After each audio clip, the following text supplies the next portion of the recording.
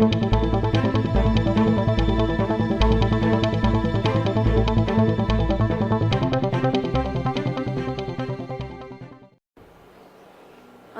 अलैकुम वरहमतुल्लाहि वबरकातुहू। शुरू अल्लाह के नाम से जो बड़ा मेहरबान निहायत रहम करने वाला है। आज अल्हम्दुलिल्लाह मैं हिंदुस्तान के तमाम भाइयों और बहनों से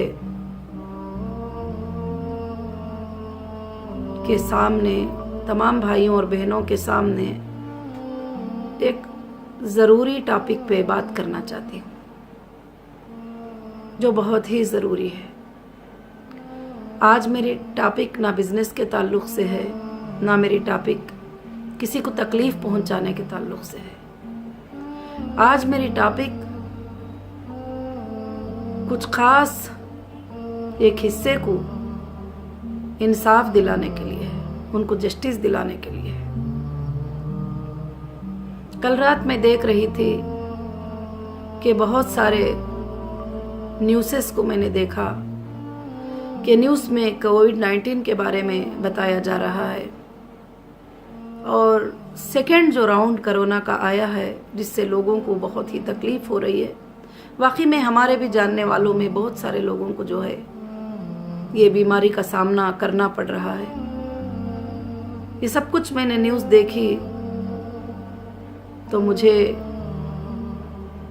हमारे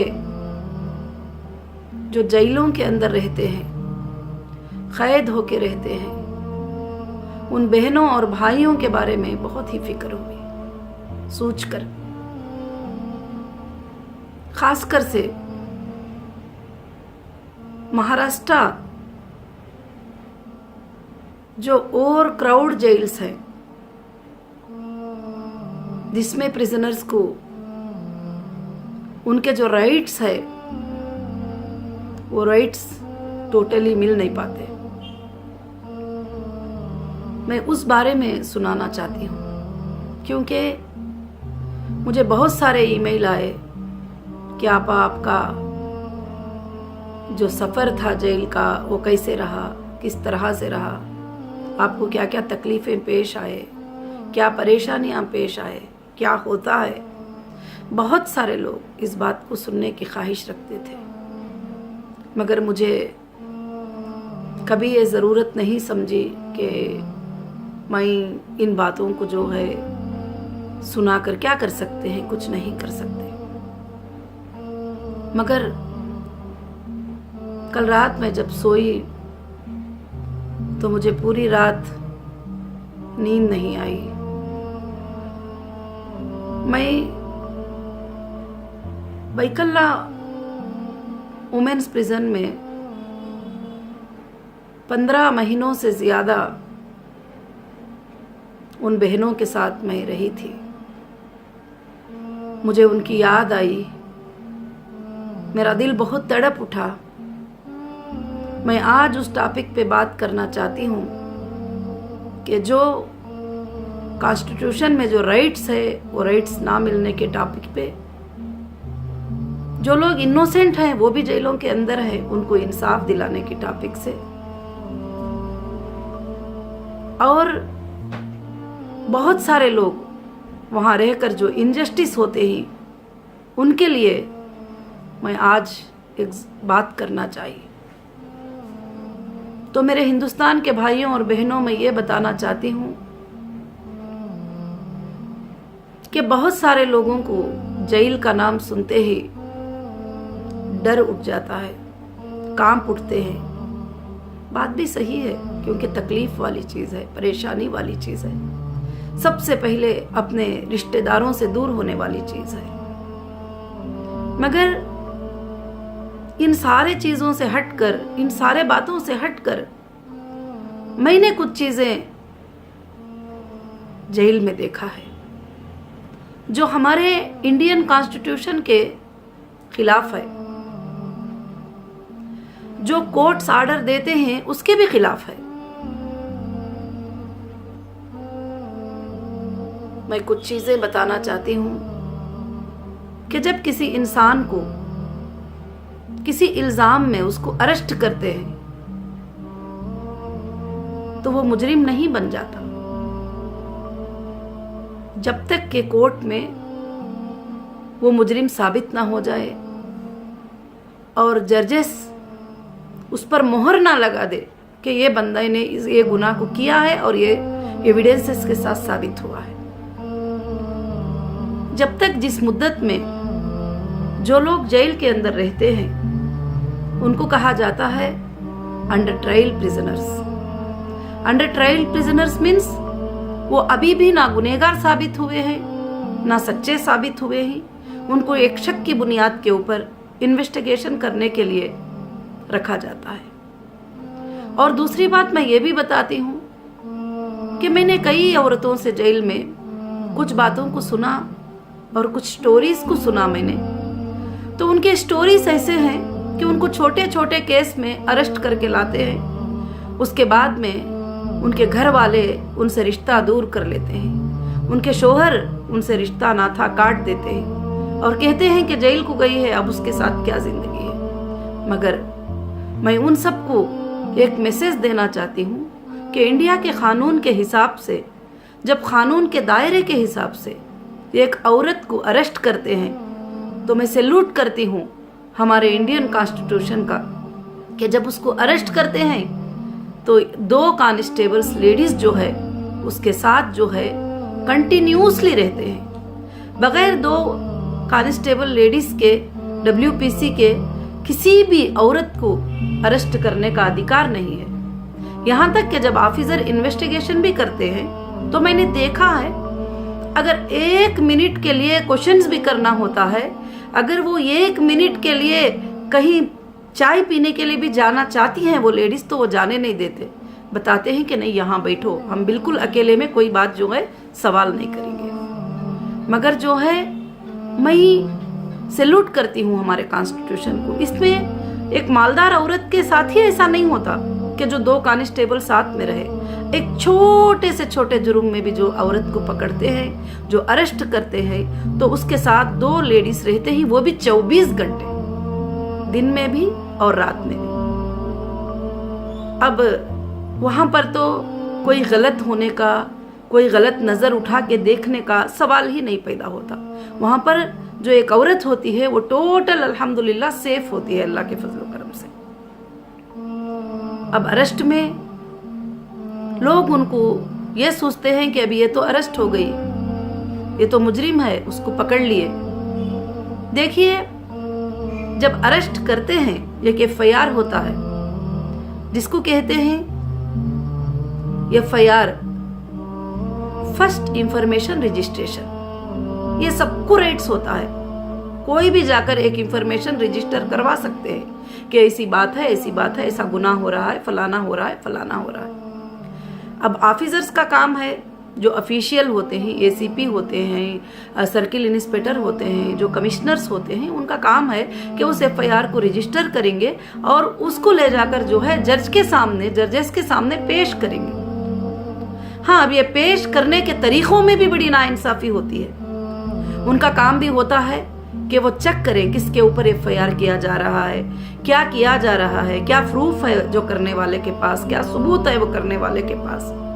मैंने ये इंसाफ बहुत कम देखी गई हूँ। जहाँ भी उसको FIR कर दे, अब हाथ में कलम होता है, पेपर उनके हाथ में होता है, जो भी कलम चाहे, जो एक्ट चाहे वो एक्ट उनके ऊपर लगा दे। जैसा मुझे जब यहाँ से लेकर गए तो फिर उसके बाद जजेस जो है उनको कस्टडी में देते हैं कि उनसे क्वेश्चंस करो और इनसे पूछो कि ये क्यों किया है। अब ये भी पूछते हैं टाइम, हमको टाइम चाहिए, हमको कस्टडी में लेना है, हम सवाल करना है। वो एक मुद्दत गुजरती है। कभी जजेस 2 दिन का देते हैं, कभी 3 दिन का देते हैं, कभी 4 दिन का देते हैं, लास्ट 14 दिन की कस्टडी होती है किसी भी केस में। उससे ज्यादा किसी भी बड़े मुजरिम को उसके अंदर नहीं रख सकते। बाद में जब वो फाइनल होता है तो फिर इसको PC बताते हैं, पुलिस कस्टडी।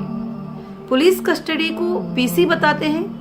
फिर उसके बाद जब ये फाइनल हो जाता है तो फिर JC, जुडिशियल कस्टडी, जजेस का हाउस, जजमेंट का हाउस कहा जाता है उसको।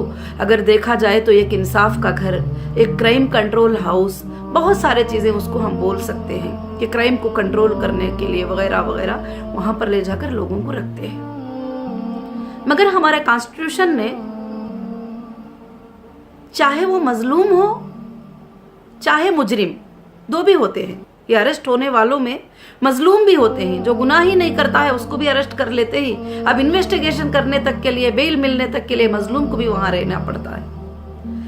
मुजरिम भी होते हैं जो गुनाह करके भी आते हैं, तो उनको भी वहां रहना पड़ता है। चाहे वो मजलूम रहे चाहे वो मुजरिम रहे, इंडियन कॉन्स्टिट्यूशन जो है कुछ राइट्स उनको देती है। कुछ खाने पीने के राइट्स, उनके हेल्थ के राइट्स, उनके रहने की जगह के राइट्स, सब कुछ देती है। बहुत अच्छे राइट्स हैं, बहुत अच्छे कानून हैं। मैंने जब कॉन्स्टिट्यूशन को पढ़ा और मैंने जब जेल मैनुअल को पढ़ा तो इतने अच्छे इंसाफ उसमें लिखे गए हैं। हमारे हर बात की इंसाफ लिखी गई है उसके अंदर। हमारे हर बात पर, हमारा सोना, हमारा बैठना, हमारा खाना, हमारा पीना, हमारा अपने रिश्तेदारों से मुलाकात करना, हमारा अपने बच्चों से मुलाकात करना, और हमारा हेल्थ, हमारी मेडिसिन, हमारी नमाज, हमारे प्रेयर, हमारे पूजा वगैरह सब कुछ को उसमें मेंशन कर दिया गया है। यहाँ तक कि टाइमिंग के साथ मेंशन कर दिया गया है। अब बात रही, मैं कुछ बातें अर्ज करना चाहती हूँ कि जहाँ पर मैं रही थी उस जेल के बारे में, जो 15 महीनों से ज़्यादा मैंने टाइम निकाला है। सबसे पहले नंबर 1, किसी भी प्रिजनर को जेल के अंदर जब जजेस के हाउस में जाते हैं तो वहाँ पर किसी भी अंडर ट्रायल को बिल्कुल मारना अलाउ नहीं है। जजेस का ये कहना होता है कि इनको ले जाकर वहाँ पर डिपॉजिट रखो, इनको वक्त पर खाना दो और पानी दो, और इनको पढ़ाओ और लिखाओ, इनको अच्छी बातें समझाओ, इनको अच्छी टीचिंग दो, और इसके अंदर जो है इनको रखो। हाँ, कुछ लिमिट्स होते हैं, उस लिमिट्स के अंदर रिश्तेदारों से मुलाकात दो और टाइम दो वगैरह सब कुछ भी। मगर यह भी लिखा गया है कि उनको कितनी जगह में रखना चाहिए, कैसे रखना चाहिए, किस तरह से रखना चाहिए। आज मेरा ये वीडियो रिकॉर्ड करने का ये मकसद है कि जब जुडिशियल सिस्टम में बाकायदा ये मेंशन किया गया है कि एक प्रिजनर्स को 40 फुट जगह देना है, 40 फुट जगह में जो है उसको रखना है, और उसके आसपास उसको इतनी खुली जगह होना चाहिए, उसके अंदर उसको रखना है, और उसके बाद उसको हाइजीन मेंटेन करना है, क्लीनिंग मेंटेन करना है, उसके लिए जो है शैम्पू, सोप, उसके लिए बहुत सारे चीज़ें जो है प्रोवाइड करना है। और दूसरी बात, जो ऑफिशियल होते हैं उनको किसी को भी हाथ लगाने का अधिकार नहीं है जब तक कि कोई प्रिजनर्स ना दौड़े, वहां से भागे, गालियां दे या कुछ भी करे। तो वो जब भी जजेस से आर्डर लेके ही उनको मार सकते हैं और उनको, या कुछ भी, उसके अलावा किसी भी प्रिजनर्स को मारने का अधिकार नहीं है। मगर मैं जो कल रात तड़प रही थी वो ये सोच कर तड़प रही थी, जो बैकल्ला स्पेशल वुमेन प्रिजन है और क्राउडेड जेल है। जब मैं वहाँ पर गई थी तो मेरे ख्याल से लगभग 480 का या 450 का वहाँ का लिस्ट था टोटल वुमेन्स का। मगर वहाँ पर लीगली जो रहने की जगह है वो 150 वुमेन से ज़्यादा नहीं रख सकते, क्योंकि वहाँ छोटे छोटे बच्चों की माएँ भी रहते हैं, उनका स्पेस, उनके खेलने की स्पेस वगैरह सब कुछ भी उनको ज़्यादा चाहिए। और उसके बाद मैंने कुछ वहाँ पर नाइंसाफियों को भी देखा है कि नाइंसाफी वहाँ पर कैसे स्टार्ट होती है कि जो जेल में काम करती हैं औरतें, जहां पर जेल में कुंडा वालियां कहते हैं, जो ऑफिशियल से हटकर टोटल जेल को वही चलाते हैं। टोटल जेल को कैसे चलाते हैं? जिसको चाहे गंदी गालियां दे, जिसको चाहे मारे, जिसको चाहे जुल्म करे, जिसको चाहे जो भी बोले वो कर सकते हैं। क्योंकि कभी कभी मेरे आंखों के सामने औरतों को मारते हुए मैंने देखा, औरतों को तकलीफ देते हुए मैंने देखा। फिर बाद में तो मैंने जुबान उठाया था, अल्हम्दुलिल्लाह बाद में ये किया। मगर मैं और एक बात भी क्लियर करना चाहती हूँ यहाँ पर कि जो ये बड़े सार जो होते हैं, जो बड़े ऑफिशियल होते हैं, उन तक ये बातें नहीं पहुंचते, क्योंकि इन औरतों को डरा दिया जाता है कि अगर तुम सार को बोलोगी राउंड में तो तुम्हारा काम खत्म। मालूम है ना कि 2015 में मंजुला शेट्टी का इंतकाल हुआ था जेल में। एक लड़की को मार दिए थे, एक सिर्फ अंडे के लिए जान से मार दिए थे। तो वैसा ही जो है तुम्हारा भी कर देंगे। तो किसी की मजाल नहीं होती कि वो जुबान उठाकर खड़ा कर सके। और weekly one time superintendent sir का अंदर पब्लिक में राउंड होता है। उस वक्त जो भी तकलीफ होती है वो सुना सकते हैं, वो बता सकते हैं, मगर उनको बताने नहीं दिया जाता। मैं खड़ी होती थी, मैं बताती थी, मगर सार उन्होंने सब बहुत अच्छे सार। जब मैं थी तो सदानंद गायकवाड़ सार थे, और जब एक बार मुझे भी ऐसे ही मौका नहीं दिया जा रहा था, नहीं बोल सकते, नहीं ये कर सकते, तो फिर वुमेन्स डे आया था। और वुमेन्स डे में जो है मैं एक बार थोड़ा स्पीच देने का मौका मिला, तो स्पीच में ही मैंने सार को बता दिया कि यहाँ पर क्या अंदर जो है जुल्म होता है, औरतों के ऊपर जो है किस तरह से काम वालियाँ दबाव डालते हैं, और काम वालियाँ की बात ही चलती है, अगर नहीं चलेगी तो पकड़कर उनको मारते हैं। बहुत सारी चीज़ें थे जो मैंने सुनाया है। उसके बाद सार ने फौरन उसके ऊपर एक्शन लिए और फौरन बुलाकर मीटिंग किए, और मीटिंग करके उसके बाद से वो जुल्म को रोक दिए। जो जुल्म होता था, जो गालियां होते थे, उनको बता दिए कि तुम्हारा कोई अधिकार नहीं है कि तुम किसी प्रिजनर्स के ऊपर जो है इस तरह से ये करें, क्योंकि उनको भी पता नहीं चलता है। क्योंकि 2 डिपार्टमेंट्स होते हैं। फ्रंट का गेट जो होता है उसमें पूरे मर्दे होते हैं, जो अंदर का जो गेट होता है उसमें औरतें होते हैं। तो उनको भी पता नहीं चलता है। अगर उनको पता चलता है तो जरूर जो है वो स्टेप लेते हैं, जरूर ऐसे नाइंसाफियों को वो रोकते हैं। दूसरी बात, जेल में मारना बिल्कुल अलाउ नहीं है। जब अलाउ नहीं है तो मेरे आंखों से मैंने देखा है कि जेल में बहुत सारी औरतों को मारा है ऑफिशियल में मीन्स बड़े पोस्ट पे जो रहते हैं वो तो नहीं मारते हैं, थोड़ा जो छोटे छोटे पोस्ट पे रहते हैं उनको बोल देते हैं तो वो मारते हैं। जजेस के नजरों में ये बात भी जाना बहुत जरूरी है, और एक कंट्रोल होना भी बहुत जरूरी है उस पर। तो अब मैं खास कर से जो बात बताई जाती है उसको ध्यान से सुनिए कि उसमें कई औरतें हैं जो डौरी केस में आ जाते हैं। एक बहू ने सुसाइड कर लिया, 15 लोगों को घर के अरेस्ट करके लेकर आ गए। अब उसमें से कौन गुनहगार है, कौन बेगुनाह है, वो पता नहीं चलता है। एक कंपनी का कुछ फाइनेंशियल मैटर हो गया, टोटल स्टाफ को, कचरा झाड़ने वाले को, इसको उसको सब उठाकर लाके अंदर रख दिए। और कहीं पर और भी बहुत सारे मसाइल ऐसे होते हैं जिसमें लोग गुनहगार नहीं होते हैं, उनको पकड़ कर लेके आ जाते हैं।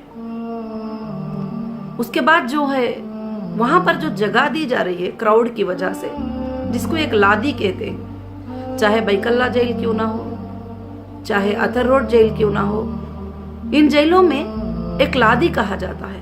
आपको पता है लादी कितनी होती है? 3 टाइल्स यानी 12 स्क्वायर फीट।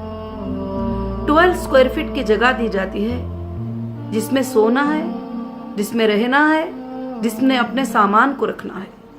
ये जो बाहर की बातें सुनते हैं ना कि वीआईपीज को रूम दे देते हैं, बेडरूम दे देते हैं, एसी का रूम दे देते हैं, फलाना फलाना, ये सब पक्की झूठी बात है। वहां पर सबके लिए वो डोर में जाने के बाद सबके लिए एक ही इंसाफ होती है, सबको एक ही जैसा रहना पड़ता है, सबके लिए एक ही खाना बन के आता है, सबके लिए एक ही चाय बन के आती है, सबके लिए सब चीजें भी जो है एक ही बनकर आते हैं। अब मैं खास कर से जो बात करना चाहती हूँ वो ये है कि सबसे पहले बैकल्ला वुमेन्स प्रिजन में जो मुश्किलें औरतों को होती हैं वो ये है कि सबसे ज्यादा जगह की तंगी, जगह की मुश्किल, वोर क्राउड जेल, ना पलट सकते ना उठ सकते। मैंने अपने आंखों से देखा है कि 80 साल के बूढ़ियों को 12 फुट की जगह दी जाती है, वो ना इधर को पलट कर सो सकते ना उधर को पलट कर सो सकते। जब एक बार सीधा सो जाएंगे तो सीधा ही सोना है। तो इस तरह से जो है वहाँ पर मुश्किल है। तो मुझे ये कोरोना के सिचुएशन में उन सब की याद आ गई कि जैसे सुप्रीम कोर्ट के आर्डर थी कि जब पैंडेमिक होता है हिंदुस्तान में, जब कोई ऐसी वबा फैल जाती है, एक बीमारी ऐसी फैल जाती है, तो क्यों उनको जो इंडियन नागरिक हैं, जो इंडियन नेशनल ही, उनको एक बेल देकर क्यों नहीं छोड़ा जाता। और वहाँ पर तकलीफ की बात यह है कि जो बहुत सारे लोग अंदर हैं, 80% ऐसे औरतें हैं जिनका कोई वकील नहीं होता, ना उनके घर वाले उनसे मुलाकात करने के लिए आते, और ये एक बार जब वो अंदर चले जाते हैं तो कोई कम्युनिकेशन नहीं होता उनका। और मैंने ऐसे भी औरतों को वहाँ पर देखा है कि जो 10 साल हो गए, 5 साल हो गए, आज तक भी उनके घरों वाले कोई भी उनको मिलने के लिए नहीं आते, ना उनको बात करने के लिए आते हैं। बड़ी मुश्किल के साथ जो है वो लोग रहते हैं। तो मेरे देश के भाइयों और बहनों, मैं ये बात यही बताना चाहती हूँ कि आज मुझे उन जेलों के जो तकालीफ को देखा है और वहाँ पर उनको जो इंसाफ मिलना है, जैसे उनको कोर्ट कहता है, उतने फैसिलिटीज़ जब उनको प्रोवाइड नहीं कर रहे हैं, तो फिर उनको अंडर ट्रायल में 2 साल, 3 साल, 4 साल, 5 साल क्यों रखते हो। और उनके लिए हमको जुबान उठाना है, उनके लिए हमको बात करना है, और उनकी आवाज़ उठाने के लिए हमको बात करना है। जब वो कोर्ट में भी प्रोड्यूस किए जाती तो उनको धमकी देकर भेजते हैं कि वो कोर्ट में जो है जज के सामने कोई बात नहीं बोल सकते। हालांकि जजेस को जब बोलते हैं तो फौरन जजेस को जो है ये एक्शन लेते हैं जजेस, अल्हम्दुलिल्लाह। क्योंकि मुझे एक बार आईजी सर अंदर आए हुए थे तो मैंने पूछा कि सर मुझे जेल का मैनुअल दीजिए, मैं जेल का मैनुअल पढ़ना चाहती हूँ, हमारे क्या राइट्स हैं वो मैं देखना चाहती हूँ, इसमें हम क्या राइट्स को खो रहे हैं क्या है वो मैं देखना चाहती हूँ, सर मुझे थोड़ा जेल मैनुअल दीजिए। तो फिर कुछ दिनों तक जेल मैनुअल नहीं दिया गया। तो फिर मैं कोर्ट में जब अटेंड की तो मैंने जज साहब से कहा कि जज साहब मुझे जेल का मैनुअल चाहिए कोर्ट नंबर 36 में। तो अल्हम्दुलिल्लाह दूसरे ही दिन नोटिस करके जो है बुलाकर अल्लाह के फजल से जो है जेल मैनुअल मुझे दे दिया गया। क्योंकि कोर्ट्स इस बारे में सोचते हैं, इस बारे में फिक्र करते हैं, मगर है कौन उन मजलूमों के लिए जुबान उठाने वाला, है कौन उनकी आवाज़ को बाहर सुनाने वाला, है कौन उनके तकलीफ़ों को महसूस करने वाला, कौन है जो फील करे उनके तकलीफ़ को। मैंने देखा है उनके तकलीफ़ को अपने करीब से, जब से मैं आई हूँ उन पर काम कर रही हूँ। बल्कि एक बैकुल्ला जेल के लिए नहीं, बल्कि पूरे हिंदुस्तान के जेलों को, जो 600 से ज़्यादा जेल हैं, वो जेलों के एड्रेसेस वगैरह सब निकाल कर मैं बैठी हुई हूँ। मैं ये सोच रही हूँ कि हम क्यों काम नहीं करते इनके ऊपर। हम एक बिल्ली के बारे में न्यूज़ में बात करते हैं, एक कुत्ते के बारे में न्यूज़ में बात करते हैं। अरे एक बच्चा कहीं पर बोर में फंस गया तो हम उसके बारे में बात करते हैं कि एक बच्चा बोर में फंस गया, पूरी दुनिया मिलकर जो है कि उनके लिए दुआएं करते हैं, करोड़ों रुपये, मिलियनों रुपये उनके ऊपर खर्च कर देते हैं। मगर मैं सच कहती हूँ मेरे हिंदुस्तान के भाइयों बहनों, जेलों में 80% लोग जो है इनोसेंट होते हैं। 80% लोग इनोसेंट होते हैं। एक 10% जानबूझकर क्राइम करके आते हैं, वो रियल मुजरिम होते हैं। एक 10% वो क्राइम करना नहीं चाहते मगर उनके हाथ से क्राइम हो जाता है, जैसे एक्सीडेंट का हो जाना, जैसे अचानक किसी का मर जाना, जैसे किसी का कुछ किसी को दे देना या कुछ भी है, ऐसी चीज़ें इंसिडेंटली हो जाते हैं। मुझे इस बात पर बहुत ही अफसोस हो रहा है, अब फिक्र हो रही है मुझे उन माँ बहनों की कि ये कोरोना के सिचुएशन में उनका क्या हाल होगा अंदर। जब पहले कोरोना आया था उस वक्त में 4 महीने तक कोई किसी के कांटेक्ट नहीं, माएँ तड़प रहे थे, बाहर उन्होंने अपने बच्चों के लिए तड़प रहे थे। मैं हर ऐसी औरत को रोती हुई, बिलखती हुई देखा है जो अपने बच्चे को याद करके चीख के रोती थी, अपने रिश्तेदारों को याद करके चीख के रोती थी। हाँ, जिनके दिल में ईमान होता था वो बहुत सब्र के साथ रहते हैं, वो अलग बात है कि अल्लाह पर भरोसा कर देते हैं तो बहुत वो औरतें चीख के रोते हैं, बीमार हो जाते हैं, उनको कोई कपड़ा देने वाला नहीं, उनको कोई ड्रेस देने वाला नहीं। इस पर भी जुल्म चलता है। कपड़े देने के लिए कोई कंडीशन लॉ में नहीं है, कोई कंडीशन मैनुअल में नहीं है, जिसको भी कपड़े दे दिया जाए अंदर दे दो, ऐसा है मैनुअल में। मगर वो कपड़ा कौन लेके आया, किसने लेके आया, क्या ब्लड रिलेशन ने लेके आया, कोई संस्था वाले दिए, ये चेक करने का अधिकार किसको भी नहीं है। यूटी नंबर लिखे और नाम दे दिए तो कपड़े अंदर दे देना है। मगर बैकुल्ला जेल में कुछ ऐसे जेलसी स्टाफ हैं कि कुछ स्टाफ, पूरे नहीं, कुछ ऐसे जेलसी स्टाफ हैं कि लोगों को कपड़ा भी दिया जाता है तो वो जो है रिटर्न कर देते हैं, वापस कर देते हैं। वो इसलिए वापस कर देते हैं कि आपको पता है कि एक औरत एक ड्रेस के ऊपर 4 साल रहती है, 2 ड्रेसों के ऊपर 2-2 साल रहती है। कभी मैंने लेडीज को देखा है कि एक ड्रेस धोकर जो है निचोड़ कर अपने बाड़ी के ऊपर वो पहन लेते हैं। बाद में जो है हमको काम करना है। अभी मैं ये आवाज़ जो है ये पहुंचाना चाहती हूँ कि अगर उद्धव ठाकरे जी महाराष्ट्र के चीफ मिनिस्टर और अथॉरिटी ऑफ जेल अगर ये बात को सुनते हैं तो बैकल्ला स्पेशल वुमेन प्रिजन के बारे में, पूरे महाराष्ट्र के जेलों के बारे में ज़रूर से ज़रूर ये कोविड-19 के सिचुएशन में आप ज़रूर कुछ कदम उठाइए, आप कुछ करिए उनके लिए और बेगुनहगारों को निकालिए जल्दी से जल्द। और उनको जो है कम से कम तुम क्या करेंगे कि कम से कम ये जो छोटे मोटे जो भी ट्रायल के केस होते हैं उनको एक बेल देकर बाहर निकालेंगे तो क्राउड भी कम हो जाएगा और बाकी के लोगों को जो है आसानी मिलेगी। एक बार सुप्रीम कोर्ट ने आर्डर दिया कि आप जल्दी से जल्द जो है जेल की औरतों को, जेल के मर्दों को जो है छोड़ दो पूरे इंडिया के अंदर और 7 इयर्स के बिलो सजा के जितने भी एक्ट लगे ही छोड़ दो। मगर फिर महाराष्ट्र गवर्नमेंट ने एक ये भी छोड़ा, एक लिस्ट भी छोड़े कि हम 17,000 कैदियों को जो है कि छोड़ रहे हैं। मगर मैंने नहीं देखा कि बैकल्ला जेल से किसी औरत को इस बुनियाद के ऊपर एक 10 औरतों को भी छोड़ा गया। तो यहाँ पर आर्डर्स आते हैं मगर आर्डर्स को फॉलो नहीं होते हैं और आर्डर्स आते हैं कि 40 फुट जगह उनको होना चाहिए और 6 पर्सन्स को एक बाथरूम होना चाहिए और ये सब कुछ आते हैं और 24 आवर्स वाटर होना चाहिए। ये सारे सहूलियात वहाँ पर नहीं मिलते हैं और वहाँ पर जो है 30 मिनट 20 मिनट्स वाटर को छोड़ते हैं और उसी में जो है सब लोग भी जो है कि यूज़ करते हैं। बाद में सार को बताने के बाद सार ने वो फैसिलिटीज़ को भी ऑन किया था और पानी भी जो है छोड़े जाते थे। मगर मुझे अब पानी की फिक्र नहीं है, उनके खाने की फिक्र नहीं है, उनके कपड़ों की फिक्र नहीं है। मुझे अब वो फिक्र है कि ये ऐसे पैंडेमिक सिचुएशन में, ऐसे जो कोरोना के सिचुएशन में जो दोबारा भी इतना भर चुका है तो अब वो अंदर हैं तो क्या वो हिंदुस्तान के नागरिक हैं? 2 साल 3 साल से ट्रायल में पड़े हुए हैं, वो कोई कन्विक्टेड भी नहीं है, वो कोई मुजरिम करके भी साबित नहीं हुए हैं। तो उनको जो है महाराष्ट्र के जुडिशियल डिपार्टमेंट से और जुडिशियल लॉ हाउस से, जुडिशियल लोगों से मैं रिक्वेस्ट करती हूँ कि जल्द से जल्द जो है इन कैदियों के ऊपर, ये जो अंदर बंद बैठे हुए हैं उनके ऊपर आप बिल्कुल से बिल्कुल तवज्जो दें और उनके ऊपर बेल से छोड़ें, क्योंकि ये हिंदुस्तान के नागरिक हैं, ये आज़ादी है, उनको राइट्स है, उनके फंडामेंटल राइट्स हैं। उनको अंडर ट्रायल अगर किसी को लाइफ भी लगने वाली है तो अंडर ट्रायल 3 महीनों से ज्यादा रखने का ज्यादा कानून नहीं है। तो फिर यहाँ पर 2 साल 3 साल 4 साल 5 साल, मैंने ऐसे भी लेडीज को देखा है कि अंडर ट्रायल 7 साल से भी है, अंडर ट्रायल 7 साल से भी पड़े हुए हैं। तो आज उनके देखो जिस्मों पर वहाँ जगह की कमी होने की वजह से स्किन डिसीज आ जाते हैं, बहुत सारे प्रॉब्लम्स आते हैं, एक दूसरे के करीब सोने की वजह से बहुत सारे चीज़ें होते हैं। तो मैं गुजारिश करती हूँ, अगर कोई भी हिंदुस्तान की जेल ऐसी है जिसमें वॉर क्राउड है और लोगों को तकलीफ है, वुमेन्स को तकलीफ है, तो ज़रूर जो है आप उसके ऊपर तवज्जो दें और उनको बेल देकर रिहा करें। और ख़ासकर से मेरी यही गुजारिश है और ह्यूमन राइट्स वालों से भी मेरी ये गुजारिश है, अगर मेरी आवाज़ पहुंचती है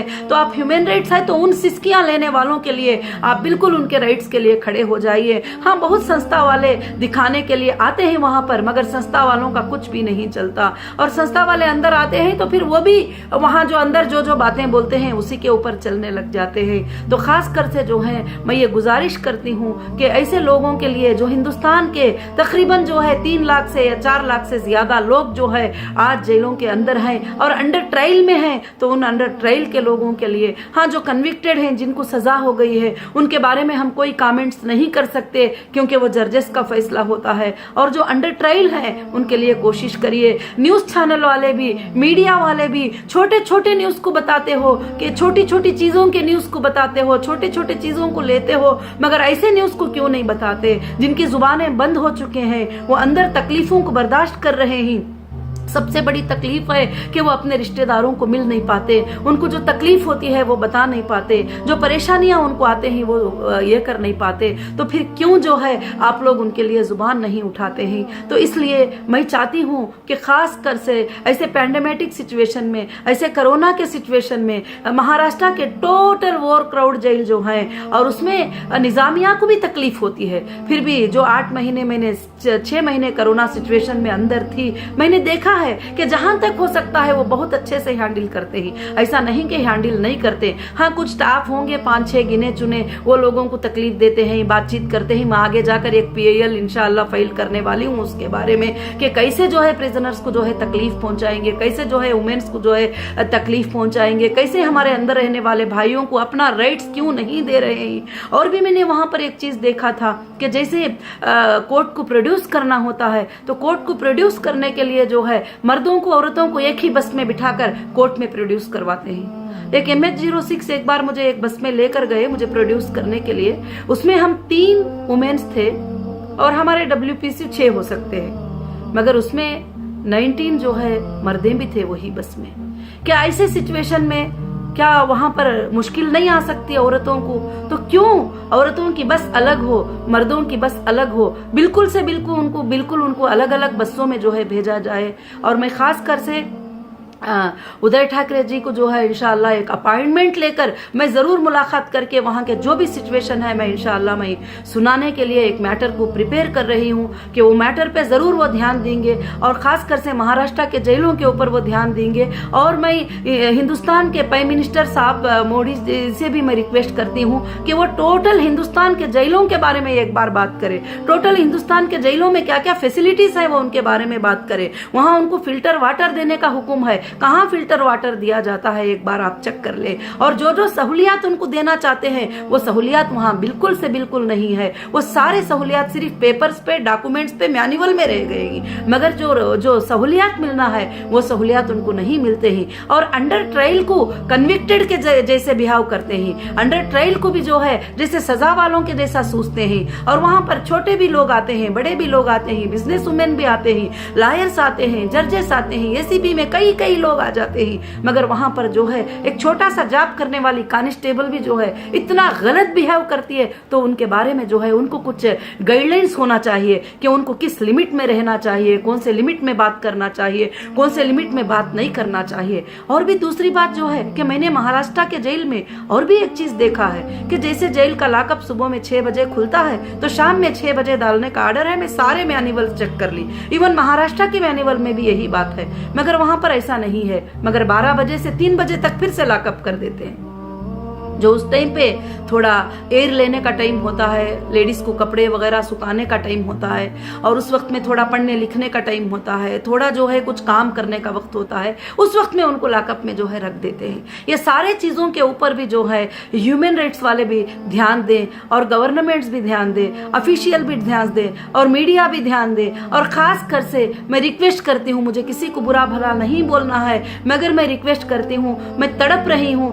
कि मैं उन बहनों और भाइयों के लिए क्या कर सकती हूँ। और मैंने कुछ लीगल टीम को भी कोशिश किया है, लगाया है कि वो जो भी हो सकता है छोटे मोटे बेल करवाते हैं, मगर आप सब जुबान उठाएंगे, आप सब सपोर्ट करेंगे, सारे हिंदुस्तान के भाई और बहनें जो है सपोर्ट करेंगे तो जरूर से जरूर जो है खास कर से हम एक बड़ी इंसाफ को लेके आ सकते हैं। और जो इनोसेंट अंदर हैं और वो जुबान उठाकर बोल नहीं सकते, उनको नहीं मालूम होता है जेल का सिस्टम क्या है वगैरह, वो यही सिस्टम को कायम समझकर जो है कि कायम रह जाते हैं। और ऐसे कोविड-19 के सिचुएशन में और उनको फोन की फैसिलिटी, बात करने की फैसिलिटी, और खासकर से जो लीगल टीम्स होते हैं, जो लायर्स होते हैं, उनके लिए कोई टाइमिंग मुकर्रर नहीं है, मगर महाराष्ट्र में टाइमिंग मुकर्रर है कि 9 बजे से 11 बजे तक ही वकील आना है। ऐसे कैसे कि जब वकील 3 बजे कोर्ट से फ्री हो जाएंगे तो उस वक्त में बात करना है। हो सकता है उनको कुछ गाइडलाइंस हो, मगर लोगों को जस्टिस मिलना बड़ी मुश्किल हो जाती है। तो इसलिए मेरे हिंदुस्तान के भाइयों और बहनों, मैं सबसे ये गुजारिश करती हूँ कि खास कर से जो है जेल के लोगों पर जहाँ जहाँ आप हैं तवज्जो दें। ये दिन हमारे ऊपर आज आया है, उनके ऊपर आज आया है, कल हमारे ऊपर आ सकता है, हमारे बच्चों के ऊपर आ सकता है, हमारे रिश्तेदारों के ऊपर आ सकता है, हमारे पड़ोसियों के ऊपर आ सकता है, हमारे खूनी रिश्तों के ऊपर आ सकता है। कभी भी कोई मौका होता है, कभी भी कोई इंसिडेंट होता है, कभी भी कोई एक्सीडेंट होता है, कभी भी कोई चीज होती है। तो इसके लिए मैं जो चाहती हूँ कि हम एक बड़ा प्लेटफॉर्म जो है जस्टिस फॉर जेल प्रिजनर्स के लिए जो है हम ओपन करेंगे। मैं चाहती हूँ कि इसमें हमें रिटायर जजेस भी सपोर्ट करें और रिटायर सुपरडेंट्स भी जो है जेलों के जो होते हैं वो हमें सपोर्ट करें। आइंदा के दिनों में मैं इंडिया के 600 जेलों के लिए एक प्लेटफॉर्म ओपन करने वाली हूँ, और ओपन करके जो है जो लोग इनजस्टिस फील करते हैं, जिनके लिए वकील नहीं है, जिनके लिए लायर नहीं है, जिनके लिए कोर्ट में उनका प्रेजेंटेशन देने वाले कोई भी नहीं है, उनके लिए हम जो है थोड़ी भी कोशिश करेंगे, या उनको एक घूंट पानी पिलाने की कोशिश करेंगे, या उनको एक कपड़ा पहनाने की कोशिश करेंगे, या उनके लिए कुछ भी कोशिश करेंगे, तो हमारे लिए बहुत ही बड़ा अजर की बात है। और बस मैं ये वीडियो किसी को जो है बताने के लिए, सुनाने के लिए नहीं, बल्कि मैं जगाना चाहती हूँ। क्यों उनके लिए कोई भी जुबान नहीं उठा, कोई न्यूज़पेपर उनके लिए जुबान नहीं उठाता, कोई न्यूज़ चैनल उनके लिए जुबान नहीं उठाता। कोरोना में, कोविड-19 में सबके लिए जुबान उठाते ही, मगर वो लोग जो अंदर हैं, बड़े तकलीफों में हैं, बड़े परेशानियों में ही, जबकि बेल देना उनका हक है, उनका राइट है, उनको नहीं मिल पाती है, तो फिर उनके हुकूक के लिए लड़ने के लिए, उनको मदद करने के लिए, जजेस के नॉलेज में ये बात को ले जाने के लिए हम सब मिलकर जो है इंशाअल्लाह लड़ेंगे और सपोर्ट करेंगे। मेरी बात को जो है सारे लोग भी जो है समझे रहेंगे, और खासकर से जो है सेंट्रल गवर्नमेंट भी इस बात को समझे, और सेंट्रल में वुमेन्स चिल्ड्रंस जो मिनिस्ट्री है वो भी इस बात को समझे कि वुमेन्स को कितनी तकलीफ होती है। कम से कम वुमेन्स के लिए कुछ फैसिलिटीज जो है कर दिया जाए, और उनको आज़ादी की फैसिलिटी कुछ कर दिया जाए, और हिंदुस्तान के नागरिक को जो है श्योरिटी पे बेल देकर और उनको बाहर निकाल कर ये करेंगे तो वो कहाँ जा सकते हैं जब उनसे सब कुछ छीन लिया जाता है।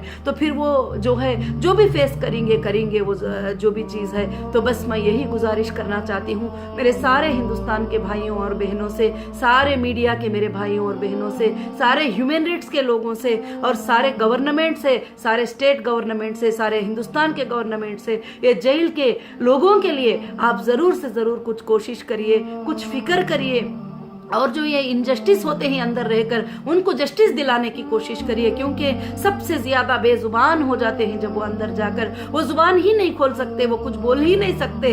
तो इसलिए उनके जुबान के लिए जो है आप जुबान बनकर आप बेजुबानों की जुबान बन जाइए, बेसहारों के सहारे बन जाइए, क्योंकि अपने लिए तो हर इंसान जीता है, अपने खाने के लिए, अपने पानी के लिए हर इंसान जीता है, मगर दूसरों के लिए भी जीना सीखो, दूसरों की मदद के लिए भी जीना सीखो, तो जिंदगी का मजा आ जाता है। और मैं दुआ गो हूँ कि आप सबको जो है मेरी बातें समझ में आई होंगे। मैंने शार्ट में थोड़ी बातें बताई हूँ, मगर जो आप समझते होंगे कि ये तकलीफ क्या है, ये परेशानी क्या है। आज हमको जेल के मर्दों औरतों के लिए जुबान उठाना है, और उनको जो इनोसेंट होते हैं, जो अंडर ट्रायल होते हैं इतना लॉन्ग टाइम, उनको बेल दिलाने के लिए हमको स्टेप उठाकर जो है बेल दिलाना है, कानूनी उनको जो है हमको रिलीज करवाना है, इलीगली नहीं बल्कि लीगल से कानूनी हमको जो है उनको रिलीज करवाना है। और इंशाअल्लाह हम कोशिश करेंगे कि सुप्रीम कोर्ट में भी एक PIL को डालकर जो है, इसलिए हमको उन सब के लिए एक आर्डर खास कर से लेके आएंगे, एक डायरेक्शन खास कर से लेके आएंगे, जो आज कोरोना सिचुएशन में अंदर तकलीफें उठा रहे हैं। और ऑफिशियल को भी बहुत तकलीफ होती है। जब कोरोना का सिचुएशन था, मैं बैकल्ला में थी, तो जो भी ऑफिशियल डे एंड नाइट हमारी हिफाजत के लिए आ जाते थे, वो ये नहीं सोचते थे कि उनको कोरोना हो जाएगा, उनको कोविड-19 हो जाएगा। वो एक मुमकिन हद तक कोशिश करते हैं, मगर आज हम सबको मिलकर कोशिश करेंगे तो जरूर से जरूर जो है वो लोगों को सब बचाने में और छुड़ाने में हम कामयाब हो जाएंगे। जैसे एक छोटे जान की इतनी कीमत हम बताते हैं, एक बच्चे के जान की कीमत वगैरह सब, तो बहुत सारे लोग भी इनोसेंट हैं। जैसे मैंने बताया, एक डोरी केस में 15 लोगों को अरेस्ट करके लेके आते हैं, तो उसमें सारे तो मुजरिम नहीं होते। अगर सास सताती है तो बहनें, नंदे, उनके शोहरें तो नहीं सता सकते, मगर उनको भी पकड़ के डाल देते हैं। बहुत सारे मामलात को मैंने अंदर ऐसे देखा है। जो लोग इनोसेंट हैं, 80% इनोसेंट हैं, हम उनको छुड़ाना है जरूर से, हम उनके लिए जो है कोशिश करना है। ये जो भी बातें मैंने बताई हूँ, ये बातें सच्चे थे और मेरे पास एविडेंसेस के साथ, प्रूफ के साथ ये बातें हैं, और जरूर उनको जस्टिस दिलाने के लिए पूरी कोशिश करें। और खासकर से महाराष्ट्र में ओवर क्राउड की हिफाजत करने के लिए, ओवर क्राउड को कंट्रोल करने के लिए आइंदा जो है जेलों के सिस्टम में और इजाफा करे, और बिल्डिंगों में इजाफा करे, और बनाने में इजाफा करे। बस मैं सबसे गुजारिश करती हूँ कि आज मैं मेरे हिंदुस्तान के भाइयों से, मेरे हिंदुस्तान के लोगों से, मेरे हिंदुस्तान की हुकूमत से और हिंदुस्तान के हुकूमतों से मेरी गुजारिश यही है कि जेल के लोगों पर खास कर से कोरोना में तवज्जो दें। मैं बस सबके साथ जो है मैं अलविदा कहना चाहती हूँ, विदाई लेना चाहती हूँ कि जय हिंद। मज़ीद खबरों के लिए बने रहें हक़ की आवाज़ आपके साथ पर। लाइक, शेयर और सब्सक्राइब करें।